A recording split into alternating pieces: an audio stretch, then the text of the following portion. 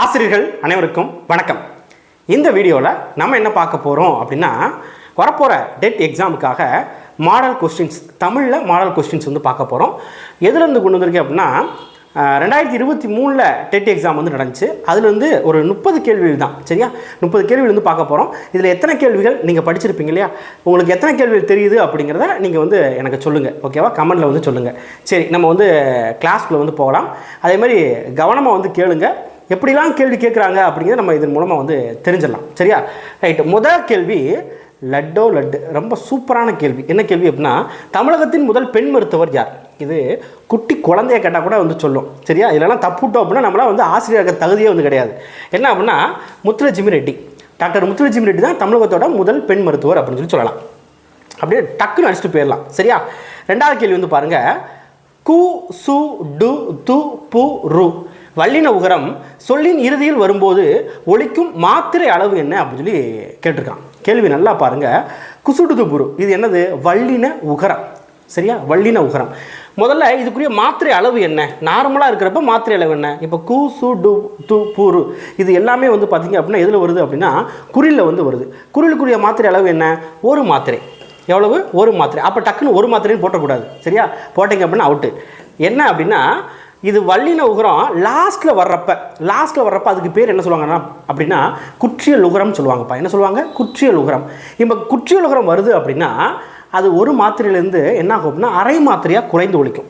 அப்போ இதுக்குரிய ஆன்சர் என்ன அப்படின்னா அரை மாத்திரை அப்படிங்கிறது. குற்றியல் உகரத்துக்குரிய ஆன்சர் என்ன? அரை மாத்திரை, சரியா? ரைட். அடுத்து வந்து பாருங்கள். கொள் புலி இலக்கண குறிப்பு தருக. கொள் புலி இலக்கண குறிப்பு.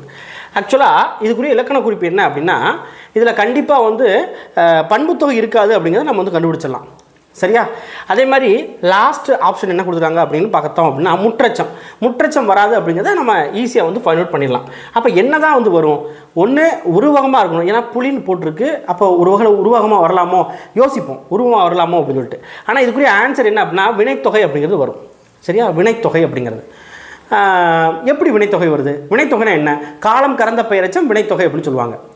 இப்போ இதில் தொகை மறைஞ்சு வருதா? ஏதாவது மறைஞ்சிருதான்னு பாருங்கள். கொள்புலி அப்படின்னா நம்ம கொன்ற புலி, கொல்லும் புலி, கொள்கின்ற புலி வச்சுக்கலாமா? இந்த மாதிரி வந்து வச்சுக்கலாமா? அப்படி வச்சுக்கிறப்ப என்ன ஆகும்? நம்மளுக்கு வந்து காலம் வந்து மறைஞ்சு வந்து வருது, முக்காலமும் வந்து மறைஞ்சு வந்து வருது. அப்போ இது வந்து என்ன அப்படின்னா வினைத்தொகை அப்படின்னு சொல்லி சொல்லலாம், ஓகேவா? ரைட். அடுத்து வந்து பாருங்கள். அடுத்து பார்க்குறதுக்கு முன்னால் நம்ம அகாடமி சார்பாக நம்ம என்ன பண்ணியிருக்கோம் அப்படின்னா டெட்டுக்கு, சரியா? காமன் டெட்டுக்கு வந்து பார்த்திங்க அப்படின்னா ஒரு batch, class plus test batch வந்து ஸ்டார்ட் பண்ணியிருக்கோம். யாருக்காவது படிக்கணும், வரப்போகிற காமன் டெட்டில் கிளியர் பண்ணணும் அப்படின்னு நினச்சிங்க அப்படின்னா நம்ம கிளாஸில் இல்லைன்னா டெஸ்ட் பேட்சில் நீங்கள் ஜாயின் பண்ணி நீங்கள் வந்து படிச்சுக்கோங்க. அதுக்கான டீட்டெயில்ஸ் வந்து நான் வந்து கீழே வந்து கொடுத்துருக்கேன், சரியா? ரைட். இப்போ அடுத்த கேள்வி வந்து பாருங்கள். மண்ணழகு இச்சொல்லிற்கான புணர்ச்சி விதியை கண்டறிக. மண்ணழகு, புணர்ச்சி அப்படின்னு பார்க்குறப்ப கொஞ்சம் நீங்கள் புரிஞ்சு படிச்சிங்க அப்படின்னா புணர்ச்சி அப்படிங்கிறது ரொம்ப ரொம்ப ஈஸி. மண்ணழகு இந்த விதி வந்து வந்திருக்கு, சரியா? இதில் எந்த விதி அப்படின்னு கேட்குறாங்க. மண்ணழகு முதல்ல பிரிங்க. எப்படி பிரிக்கலாம்? மண் கூட்டல் அழகு அப்படின்னு சொல்லி பிரிக்கலாம். மண் கூட்டல் என்னது? அழகு அப்படின்னு சொல்லி பிரிக்கலாம். இப்போ இதை சேர்க்குறப்ப நம்மளுக்கு என்ன வருது? மண் அழகு அப்படின்னு சொல்லி சேருது. இப்போ நம்ம பார்த்த உடனே ஒருவேளை உடல் மேல் உயிர் வந்து ஒன்றுவது இயல்பு அப்படிங்கிறது வருமோ அப்படின்னு சொல்லி தோணும், பட் வராது, சரியா? என்ன அப்படின்னா இப்போ மண்ணழகு அப்படின்னா இப்போ என்ன எப்படி வந்து மாறணும்? இப்போ இன்னையும் ஆவையும் சேர்க்குறோம் அப்படின்னா மணலகா வந்து மாறிடும். எப்படி மாறிடும்? மணலகு அப்படின்னு சொல்லி மாறிடும். அப்போ உடல் மேல் உயிர் வந்து ஒன்றுவது இயல்பே அப்படிங்கிற விதி வந்து இங்கே வந்து வராது, ஃபஸ்ட்டு வந்து வராது. அப்போ ஃபஸ்ட்டு என்ன வரணும்? இப்போ என்ன வரணும்? மண், அடுத்ததாக ஒரு இன் வந்து வரணும், கூட்டல் அழகு அப்படின்னு சொல்லி வரணும், சரியா? அப்படின்னா தான் நம்மளுக்கு என்ன ஆகும்? இந்த இன்னும் இந்த ஆவும் என்ன ஆகும் அப்படின்னா சேர்றப்ப மண்ணழகு அப்படின்னு சொல்லி மாறும். அப்போ இதுக்கு என்ன வரணும்? இங்கே என்ன இருக்குது? அதாவது இது பேர் என்ன சொல்லுவாங்கன்னா நிலைமொழி, இதுக்கு பேர் வருமொழி. நிலைமொழி இறுதியில் வந்து பார்த்திங்க அப்படின்னா நம்மளுக்கு ஒற்று வந்து வந்திருக்கு. அதே மாதிரி மா அப்படிங்கிறது தனிக்குறில், அதாவது தனிக்குறில் முன் ஒற்று உயிர்வரின் இரட்டும் அப்படிங்கிற விதி, சரியா? என்ன விதி பாருங்கள். இப்போ நார்மலாக மண்ணழகை பிரிக்கிறோம் அப்படின்னா மண் கூட்டல் அழகா. இப்போ இந்த தனிக்குறில் முன் ஒற்றா, இது தனிக்குறில், இது ஒற்று, சரியா? இதுக்கு முன்னால் உயிர் என்ன இருக்குது? ஆ வந்து உயிரா, உயிரெழுத்தா? உயிர்வரின் என்ன ஆகும் அப்படின்னா இந்த ஒற்றானது இரட்டும், ஒற்றானது என்ன ஆகும்? இரட்டும். அப்போ எப்படி மாறிடும்? மண் எக்ஸ்ட்ரா ஒரு இன்னு வந்து வந்துடும். அப்போ இப்போ ஈஸியாக வந்து என்ன ஆகிடும் அப்படின்னா சேர்த்துடலாம். இப்போ என்ன ஆகிடுது அப்படின்னா இங்கே உடல்னா மெய், சரியா? உடல் மேல் உயிர் வந்து இங்கே என்னது? உயிர். வந்து உயிர் எழுத்து. உயிர் வந்து ஒன்றுவது இயல்பு. இங்கே உடல் வருது, இங்கே உயிர் வருது அப்படின்னா ரெண்டு சேர்றது இயல்பு தான் அப்படிங்கிறது. அப்போ நம்மளுக்குரிய ஆன்சர் என்ன? தனிக்குறில் முன் ஒற்று உயிர்வரின் இரட்டும் அப்படிங்கிற ஒரு விதியும், உடல் மேல் உயிர் வந்து ஒன்றுவது இயல்பே அப்படிங்கிற ஒரு விதியும் வந்து வரும். ஆப்ஷன் பி அப்படிங்கிறது நம்மளுக்கு வந்து சரியாக வந்து விடை வந்து வரும். ஓகேவா? இதெல்லாம் வந்து ஈஸியான கேள்வி. வண்ணமும் சுண்ணமும் இலக்கண குறிப்பு தருக. வண்ணமும் சுண்ணமும் என்ன பண்ணிட்டான்? உம்மை வந்து வெளிப்படையாகவே வந்து காமிச்சிட்டான். வெளிப்படையாக வந்து காமிக்கிறான் அப்படின்னா அதுக்கு பேர் என்ன சொல்லுவாங்கன்னா எண்ணும்மை. என்ன சொல்லுவாங்க? எண்ணும்மை.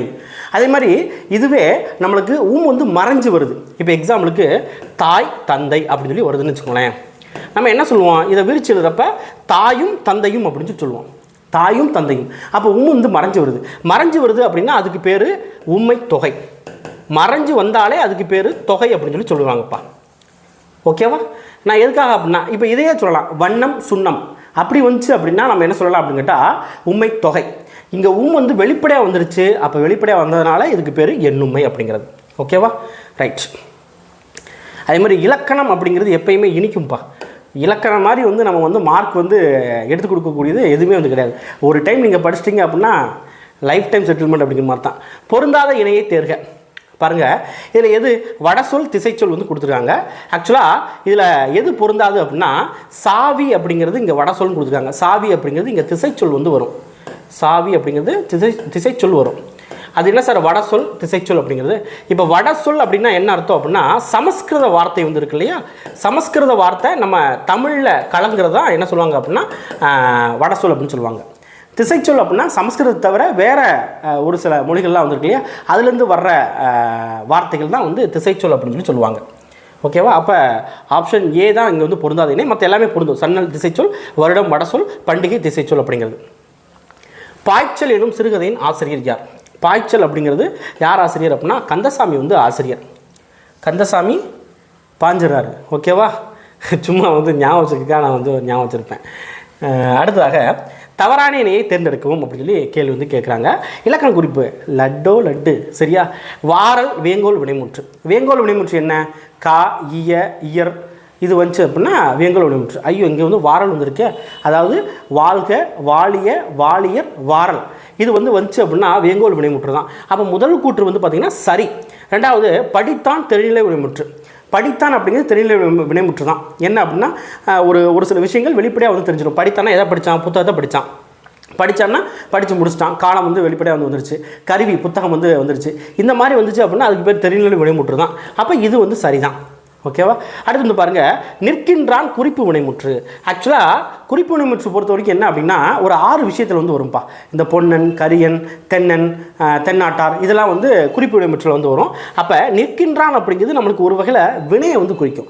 இங்கே குறிப்பு வினைமுற்றில் வந்து வராது. சரியா? குறிப்பில் வந்து வராது. அப்போ இந்த ஆப்ஷன் தான் என்ன அப்படின்னா நமக்கு தவறான இணை. அடுத்து எழுதுங்கள் அப்படிங்கிறது ஏவல் வினைமுற்று. ஏவல் வினைமுற்று அப்படின்னா எழுதுங்கள், எழுதுமின் அப்படிங்கிற எல்லாமே ஏவல் வினைமுற்றில் வந்து வரும். அப்போ ஆப்ஷன் சி தான் வந்து இங்கே வந்து சரியான விடை. ரைட். அடுத்து வந்து பாருங்கள், பகைவரிடமிருந்து தன்னை காக்கும் கருவி என்ன? பகைவரிடமிருந்து தன்னை காக்கும் கருவி அதாவது அறிவு. ஓகேவா? அறிவு அற்றங்காக்கும் கருவி அப்படிங்கிற ஒரு குறளை வந்து இருக்குது. அறிவு அற்றங்காக்கும் கருவி அப்படின்னு சொல்லிட்டு ஒரு குறள் வந்து வரும். அடுத்து உள்ளழிக்கலாக ஆரன் அப்படிங்கிற மாதிரி வந்து அந்த குறளை வந்து முடிச்சிருப்பாங்க. அப்போ அறிவு அப்படிங்கிறது நம்மளுக்கு வந்து சரியான விடையாக வந்து இருக்கும். மக்கள் கவிஞர் எனும் சிறப்பு பெயரால் அழைக்கப்படுபவர் யார்? இதெல்லாம் லட்டு கொஸ்டின். மக்கள் கவிஞர் அப்படின்னு சொல்லி யாரை சொல்லுவாங்க அப்படின்னா பட்டுக்கோட்டையை சொல்லுவாங்க. பட்டுக்கோட்டை நம்மளுக்கு என்ன எங்கே இருக்குது? ஆப்ஷன் டியில் வந்து இருக்குது. பட்டுக்கோட்டை கல்யாண சுந்தரம். மக்கள் கவிஞராக யார்? பட்டுக்கோட்டை கல்யாண சுந்தரம். தராசு எனும் உரைநடை நூலின் ஆசிரியர் யார்? தராசு லட்டு யார் அப்படின்னா பாரதியார். சரியா? பாரதியார் தான் தராசு அப்படிங்கிற உரைநடை நூலை வந்து எழுதியிருப்பார். அடுத்ததாக வந்து பாருங்கள், கோட்டோவியம் பிரித்து எழுதுக. கோட்டோவியம் பிரிக்கணும் அப்படின்னா எப்படி பிரியும் அப்படின்னா கோடு கூட்டல் ஓவியம். நீங்கள் கோட்டு கூட்டல் ஓவியம் அப்படின்னு சொல்லி பிரிச்சிடக்கூடாது. கோடு கூட்டல் ஓவியம்னா கோட்டோவியம் அப்படின்னு சொல்லி வரும். சரியா? அடுத்ததாக வந்து பாருங்கள், அமுதும் தேனும் எனும் கவிதை நூலின் சொந்தக்காரர் யார்? அமுதும் தேனும். இந்த தேனு தேன் மலை இந்த மாதிரிலாம் வருதுன்னு வச்சுக்கோங்களேன். அதிகமாக யார் இருப்பாங்க அப்படின்னா சுரதா வந்து இருப்பார். ஆப்ஷன் பார்க்குறப்ப சுரதா இருக்கார், ஐயோ சுரதா இல்லையே அப்படின்னு யோசிக்கக்கூடாது. சுரதாவோட இயற்பெயர் என்ன அப்படின்னா ராசகோபாலன் அப்படிங்கிறது. சுரதாவோட இயற்பெயர் என்ன? ராசகோபாலன். அவர் வந்து பாரதிதாசன் மேலே கொண்ட பற்றின் காரணமாக சுப்புரத்தினதாசன் அப்படின்னு சொல்லி பேர் வந்து மாற்றிக்கிருப்பார். அப்போ இந்த அமுதும் தேனும் அப்படிங்கிறது நம்மளுக்கு ராசகோபாலன் வருவார். ஆனால் நம்மளுக்கு வந்து இதில் ஆன்சர் கீழே மாற்றி வந்து கொடுத்துருப்பாங்க. கரெக்டான ஆன்சர் இதுதான் வந்து வரும். சரியா? அடுத்து வந்து பாருங்கள், திருமுறைகளுள் 7 மற்றும் 10ஆம் திருமுறை யாருடையது? மொத்தம் எத்தனை திருமுறை இருக்குது? 12 திருமுறை வந்து இருக்குப்பா. மொத்தம் எத்தனை திருமுறை இருக்குது? 12 திருமுறை வந்து இருக்குது. 1, 2, 3 என்ன யார் வந்து நிற்பாங்க அப்படின்னா ஞானம். ஃபஸ்ட்டு வந்து யார் வருவாங்க அப்படின்னா ஞானம், அதாவது ஞான சம்பந்தர், அதாவது திருஞான சம்பந்தர் வந்து வருவார். ரெண்டாவது வந்து பார்த்திங்க அப்படின்னா ஞானம் எப்படி கிடைக்கிது? அப்பாட்ட வந்து கிடைக்கிது. அப்பன் அப்படின்னா என்ன அப்படின்னா நம்ம கடவுளை வந்து சொல்லலாம். ஸோ அப்பர், அதாவது நான் ஞாபகம் வச்சுருக்கிறத நான் உங்களுக்கு சொல்லிக் கொடுக்குறேன். ஓகேவா? ஸோ 1, 2, 3 வந்து பார்த்திங்கன்னா ஞான சம்பந்தர் வந்து வருவார். 4, 5, 6 வந்து பார்த்திங்கன்னா அப்பர் வந்து வருவார். அதாவது அப்பர்னா திருநாவுக்கரசர் வந்து வருவார். அடுத்து 7வது வந்து பார்த்திங்க அப்படின்னா 7வது வந்து பார்த்திங்க அப்படின்னா சுந்தரர் வருவார். யார் வருவா? சுந்தரர் வருவார்.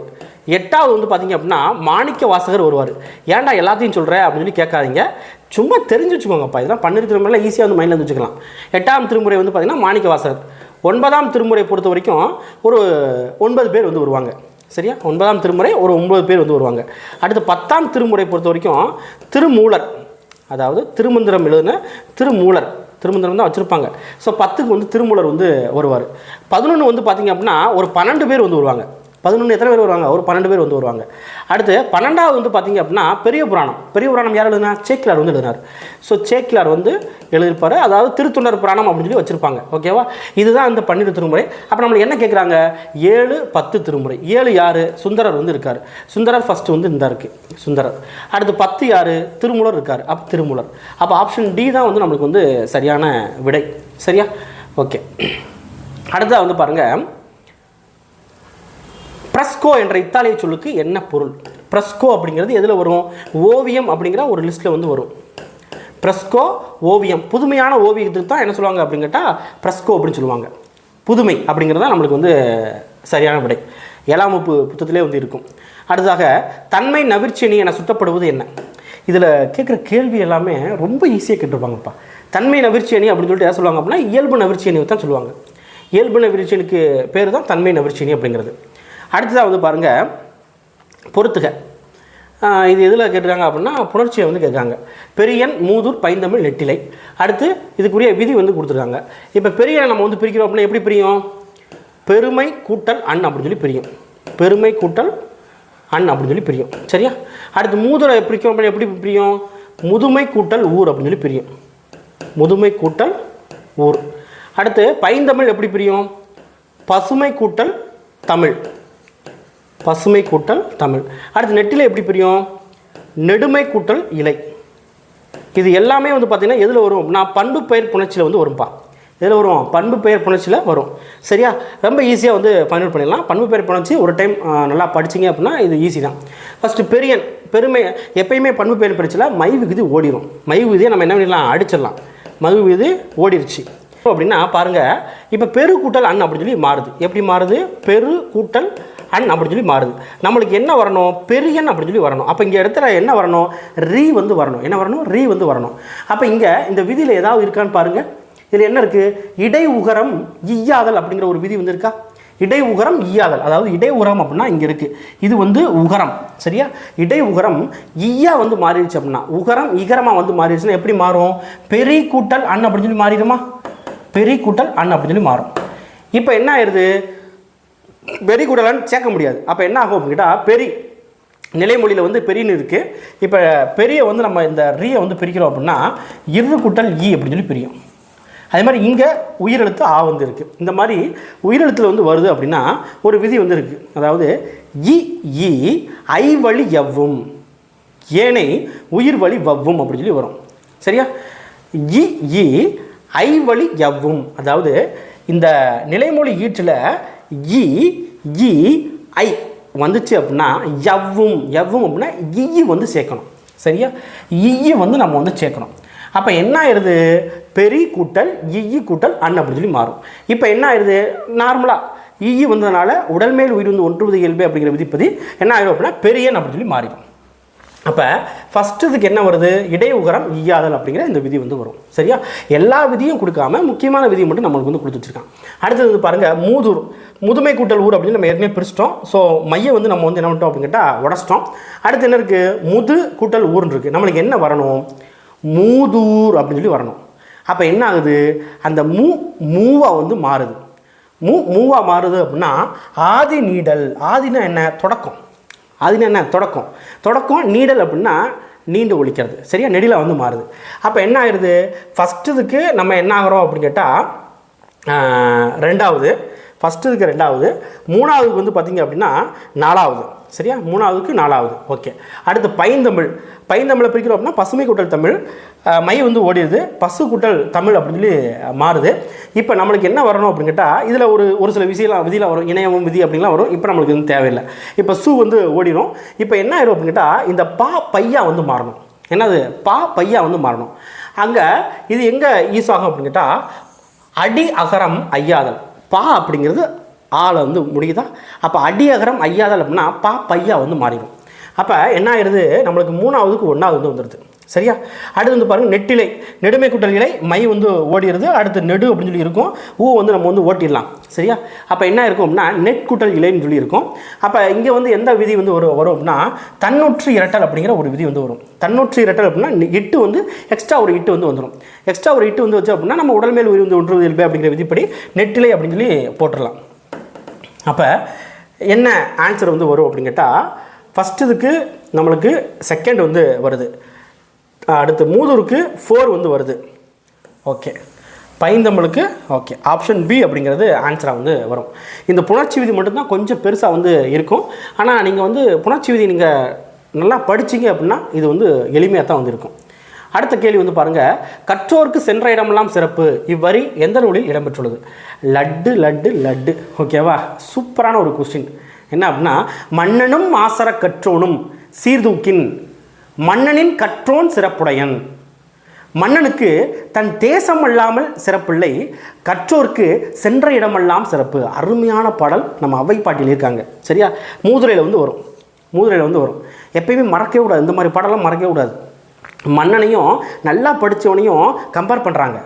சீர்தூக்கின்னா ஒப்புமை ஆராய்ஞ்சு பார்க்குறப்ப யார் வந்து வசந்தவங்க அப்படின்னா படித்தவன் தான் வசந்தவன். சரியா, அரசனாக இருந்தால் கூட அவனுக்கு அந்த நாட்டை தவிர வேறு நாட்டுக்கு போனால் சிறப்பு வந்து கிடையாது. ஆனால் படித்தவனுக்கு எல்லா நாடும் சிறப்பு தான், கற்றோருக்கு சென்ற இடமெல்லாம் சிறப்பு அப்படின்னு சொல்லி அவை பாட்டி ரொம்ப அழகாக வந்து சொல்கிறாங்க. ஸோ மூதுரை அப்படிங்கிறது ஓகேவா. ரைட், படிக்கிறப்பே நம்ம என்ன பண்ணணும் அப்படின்னா அப்படியே ருசித்து படிச்சிங்க அப்படின்னா தமிழை படிக்கிறது எனக்கு ரொம்ப பிடிக்கும்ப்பா. ருசித்து படிச்சிங்க அப்படின்னா ரொம்ப சூப்பராக இருக்கும். அடுத்து வந்து பாருங்கள், பசும்பொன் முத்துராமலிங்கம் அவர்கள் நடத்திய வார இதழின் பெயர் என்ன. பசும்பொன் முத்துராமலிங்கம் அப்படின்னு வந்துட்டாலே நம்ம யாரைத்தான் நம்ம வந்து பார்ப்போம், நேதாஜி. ஏன்னா அவருக்கு வந்து ஒரு குருவாக வந்து யார் இருந்தாங்க, நேதாஜி தான் வந்து இருந்தாங்க. ஸோ நேதாஜி அப்படிங்கிறதா வந்து வரும். அறுவடை திருநாள் உத்தரப்பிரதேச மாநிலத்தில் எந்த பெயரில் கொண்டாடப்படுகிறது. பாருங்கள், லோரி அப்படிங்கிறது பஞ்சாபில் லாரி அதிகமாக இருக்கும், பஞ்சாப் சிங் வந்து ஓட்டுவாங்க அப்படின்னு சொல்லி சும்மா லோரி அப்படிங்கிறது. அடுத்ததாக உத்தராயணம் அப்படிங்கிறது குஜராத்தில் வந்து இருக்கும். உத்தராயணம் அப்படிங்கிறது குஜராத். மகர சங்கராந்தி தான் நம்மளுக்கு வந்து உத்தரப்பிரதேசத்துக்கு வந்து வரும். எது வரும், மகர சங்கராந்தி அப்படிங்கிறது. சரியா, அடுத்த கேள்வி வந்து பாருங்கள், தமிழை ஆட்சி மொழியாக கொண்ட நாடுகள் எவை. தமிழை ஆட்சி மொழியாக நம்மளுக்கு பக்கத்துலேயே இருக்க இலங்கை வந்து இருக்கும், சிங்கப்பூர் வந்து இருக்கும். அப்போ ஆப்ஷன் ஏ தான் வந்து இதுக்கு வந்து சரியான விடை. இலங்கையும் சிங்கப்பூர் வந்து வரும். அடுத்த கேள்வி வந்து பாருங்கள், ஆசிரிய உரிச்சீர் என்பது என்ன. ஆசிரிய உரிச்சீர் அப்படிங்கிறதுக்கு பொறுத்த வரைக்கும் ஈரசைச்சீர் வந்து வரும். ஈரசைச்சீர் அதாவது ஓரசைச்சீர், ஈரசைச்சீர், மூவசைச்சீர், நாலசைச்சீர் அப்படின்னு சொல்லி வரும். அதாவது அசை பிரித்தல் அப்படின்னு சொல்லி படிப்புமா, ஒன்றும் இல்லை. நேர் நேர் தேமா, நேர் நேர் தேமா, நிறை நேர் புளிமா, நிறை நிறை கருவிலம். படிச்சிருக்கீங்களா? அது என்ன, இது ஒரு அசை, இது ஒரு அசை. நம்ம பிரிக்கிறப்ப ஒரு வார்த்தையை பிரிக்கிறோம் அப்படின்னா அசை அசையாக பிரித்து நேர் நேர் வந்துச்சுன்னா தேமா அப்படின்னு சொல்கிறோம் இல்லையா. இதுதான் வந்து என்ன அப்படின்னா ஈரசைச்சீர் தான் என்ன சொல்லுவாங்கன்னா ஆசிரிய உரிச்சீர் அப்படின்னு சொல்லுவாங்க. ஈரசைச்சீர் தான் என்ன சொல்லுவாங்க, ஆசிரிய உரிச்சீர் அப்படிங்கிறது. அடுத்து வந்து பாருங்கள், பொய்யகற்றும் உள்ள பூட்டருக்கும் அன்பு பூண்டவரின் இன்ப பாட்டிருக்கும். படிக்கிறப்ப இப்படி படிக்கணும் சரியா. பொய்யகற்றும் உள்ள பூட்டருக்கும் அன்பு பூண்டவரின் இன்ப பாட்டிருக்கும். இது என்ன பாடல் ப்ளஸ் யார் ஆசிரியர் அப்படின்னு கேட்குறாங்க. பாடல் கேட்கல, ஆசிரியர் யாருன்னு கேட்குறாங்க. இது வந்து எதில் வரும் அப்படின்னா கும்மி பாட்டு அப்படிங்கிற ஒரு இதில் வந்து வரும். சரியா, சின்ன புக்கில் தான் இருக்குது. பாவலர் பெருஞ்சித்தினார் வந்து இருப்பாங்க. கொட்டுங்கடி கும்மி கொட்டுங்கடி இளங்கோதையரே கும்மி கொட்டுங்கடி அப்படிங்கிற அந்த பாடல் வந்து வரும். அதில் தான் அந்த பொய்யகற்றும் உள்ள பூட்டு இருக்கும் அப்படிங்கிற அந்த வார்த்தை வந்து வந்திருக்கும். அதை நம்ம லைனாக படித்தோம் அப்படின்னா நமக்கு வந்து ஈஸியாக மைண்டில் வந்து உட்காந்துரும். பாவலரேறு பெருஞ்சித்தனார். பொருந்தாத ஒன்றை தேர்ந்தெடுக்கும். நாளிகேரம், இரும்போந்து, கோழி, களை. ஆக்சுவலாக நாளிகேரம் அப்படிங்கிறது தென்னை மரம், இரும்போந்து அப்படிங்கிறது பனைமரம், கோழி அப்படிங்கிறது நம்ம வந்து ஒரு வகையில் வந்து அந்த அரச மரம், ஆலமரம் இதை வந்து குறிக்குது. அப்போ இது எல்லாமே வந்து பார்த்திங்க அப்படின்னா இது எல்லாமே வந்து பார்த்திங்கன்னா மரம் லிஸ்ட்டில் வந்து வரும். சரியா? களை அப்படின்னா என்ன? களைன்னா மூங்கில். களைன்னா என்ன? மூங்கில். மூங்கில் வந்து புல் வகையில் வந்து வரும். அப்போ பொருந்தாத ஒன்று அப்படின்னா களை தான் வந்து வரும். சரியா? ரைட். அடுத்தது பாருங்கள், இல்லறத்தின் போது கல்விக்காக தலைவன் தலைவியை பிரியும் ஓதர் பிரிவுக்கான எனது அதிகபட்ச கால எல்லை என்ன அப்படின்னு சொல்லி கேட்குறாங்க. ஓதர் பிரிவு. ஓதர் பிரிவுனா படிப்புக்காக வெளியே வந்து போகிறது. சரியா? தலைவன் தலைவை பிரிஞ்சு படிப்புக்காக வெளியே வந்து போகிறது. அது எத்தனை வருஷம் அப்படின்னா அதிகபட்சமாக 3 வருஷம் வந்து வரும். ஓதர் பிரிவு அப்படிங்கிறது 3 வருஷம். தொல்காப்பியத்தில் அழகாகவும் சொல்லி வச்சுருக்காங்க. சரியா? ஓகே. அடுத்ததாக வந்து பாருங்கள், உவமையை கூறி உவமயத்தை பெற வைக்கும் அணி என்ன? உவமையை மட்டும் சொல்லி உவமயத்தை குறிப்பிடுறது. நம்ம இதெல்லாம் ஏற்கனவே பார்த்துக்குவோம். அணி சொல்கிறப்ப நான் எக்ஸ்ப்ளனேஷன் பண்ணியிருக்கேன். பிரிது மொழிதல் அணி அப்படிங்கிறது என்ன அணி? பிரிது மொழிதல் அணி. அடுத்ததாக 1914ஆம் ஆண்டு ஆதிச்சநல்லூரில் நடத்தப்பட்ட அகழாய்வில் கிடைத்த பொருட்கள் என்ன? ஆதிச்சநல்லூர் அப்படின்னு வந்துட்டாலே தாலி, அதாவது முதுமக்கள் தாலி அப்படிங்கிறத மைண்டில் வந்து நல்லா வந்து வச்சுக்கோங்க. முதுமக்கள் தாலி அப்படிங்கிறது வரும். அடுத்ததாக குழந்தை இலக்கியம் எனும் நூலை படைத்தவர் யார்? குழந்தை இலக்கியத்தை படைத்தவர் யார் அப்படின்னா வள்ளியப்பா வந்து வருவார். குழந்தை கவிஞர் அப்படி சொல்லக்கூடிய வள்ளியப்பா வந்து வருவார். இவர் தான் குழந்தை இலக்கியத்தை படைச்சிருப்பார். தவறான இணையை தேர்வு செய்க. மட்டுன்னா அளவு, இது சரியா அப்படின்னு கேட்குறப்ப மட்டு அளவு கரெக்டு தான். சோறு இவ்வளோ மட்டும் போதும், அளவுன்னு சொல்கிறோம் இல்லையா? சும்மா ஒரு எக்ஸாம்பிள் சொல்கிறேன். முரளும் புது வருவாய். முரளும் அப்படின்னா ஒரு ஒளி எழுப்புறது. ஓகேவா? புது வருவாய் வந்து வராது. யானர் தான் புது வருவாய் அப்படின்னு சொல்லி வரும். சரியா? அடுத்து நோன்றல் பொறுத்தல் சரி. வெறியி அஞ்சி, வெறியி அப்படில்ல, வெறியி அஞ்சி அப்படின்னு சொல்லி வரும். அப்போ நம்மளுக்கு எது தவறான இணை அப்படின்னா ஆப்ஷன் பி தான் வந்து தவறான இணை. அடுத்த கேள்வி வந்து பாருங்கள், வான் சிறப்பின் பெருமையை பற்றி கூறும் திருக்குறள் என்ன? ஆக்சுவலாக இது வந்து திருக்குறள் வந்து கொடுக்காமல் ஒரு சில இதெல்லாம் ஈஸியாக கண்டுபிடிச்சிடலாம். இப்போ வந்து பாருங்களேன், மாமலை போற்றுறதும் மாமலை போற்றுறதும் நாமநீர் உலகிற்கு அப்படின்னு இந்த வார்த்தை எங்கே படிச்சிருக்கீங்க? 6th நம்மளுக்கு வந்து சிலப்பதிகாரத்தில் வந்து இருக்கும். சிலப்பதிகாரத்தில் இருக்கும். அப்போ கண்டிப்பாக வந்து என்ன வராது? இது திருக்குறளே கிடையாது. நம்ம ஆளுக்கு வந்து திருக்குறள் இல்லாமல் இதை பண்ணியிருக்காங்க அப்படின்னா மருந்தாம் உலகிற்கு மருந்தாமலை அப்படின்னு சொல்லி கொடுத்துருக்காங்க. இது நம்ம இதில் ஒரு சிலப்பதிகாரத்தில் வந்து வரும். அப்படிங்கிறப்ப இந்த இது ஆப்ஷன் டி வர்றதுக்கு வாய்ப்பு வந்து கிடையாது. அடுத்தது பாருங்கள், தம்மின் தம்மக்கள் அறிவுடைமை மாநிலத்து மண்ணிற்கு எல்லாம் மலை அப்படின்னு கொடுத்துருக்காங்க. ஆக்சுவலாக இது என்ன வரும் அப்படின்னா மண்ணிற்கு எல்லாம் இனிது அப்படின்னு சொல்லி வரும். இது வந்து இந்த மக்கள் பற்றி அறிவுடைமை பற்றி பேசுகிறது. ஸோ ஆப்ஷன் சியே வந்து வராது. அடுத்தது பாருங்கள், பணிவுடையன் இன்சொல் ஆதல் ஒருவருக்கு அணியெல்லாம் மற்றுப்பிற. அணி அந்த பணிவு இன்சொல் பற்றி பேசுகிறது. அப்போ இதுவும் வந்து வான் சிறப்பு பற்றி வராது. எது வரும் அப்படின்னா இதுதான் வந்து வரும். விண்ணின்று பொய்ப்பின் விரிநீர் வீணெழுத்து உள்நின்று உடற்றும் பசி. மழை பெய்யாமல் போச்சு அப்படின்னா பசி வந்து உலகத்து உயிரில் வருத்தும் அப்படிங்கிறது வரும். இதுதான் வான் சிறப்பு அப்படிங்கிற ஒரு அதிகாரத்தில் வந்து வரும். வான் சிறப்பு அப்படிங்கிற அதிகாரத்தில் வந்து வரும். சரியா? ரைட். அடுத்த கேள்வி வந்து பாருங்கள். ரைட், அவ்வளோதான். ஸோ 60 கேள்விகள் 30 கேள்விகள் வந்து நம்ம வந்து பார்த்துருக்கோம். இந்த கேள்விகள் நீங்கள் எவ்வளோக்கெவ்வளோ கேள்விகள் நீங்கள் வந்து பார்க்குறீங்களோ அவ்வளோக்கெவ்வளோ உங்களுக்கு வந்து என்ன ஆகும் அப்படின்னு கேட்டால் மார்க் வந்து பூஸ்டப் ஆகும். அதே மாதிரி நீங்கள் நல்லாவும் யோசிப்பீங்க. சரியா? ஸோ கேள்விகள் நிறையா வந்து பாருங்கள். நம்ம அடுத்தடுத்து என்ன பண்ணுவோம் அப்படின்னு கேட்டால் நம்ம பழைய கொஷின் எல்லாமே வந்து நம்ம வந்து கிளியர் பண்ணிடுவோம். இப்போவே நம்ம வந்து ஒரு 3-4 பழைய கொஷின் வந்து பார்த்துட்டோம். ஸோ அடுத்து எல்லாமே வந்து கிளியர் பண்ணிடுவோம். ஓகேவா? ரைட். அடுத்து ஒரு கிளாஸ் வந்து சந்திக்கலாம். நன்றி, வணக்கம்.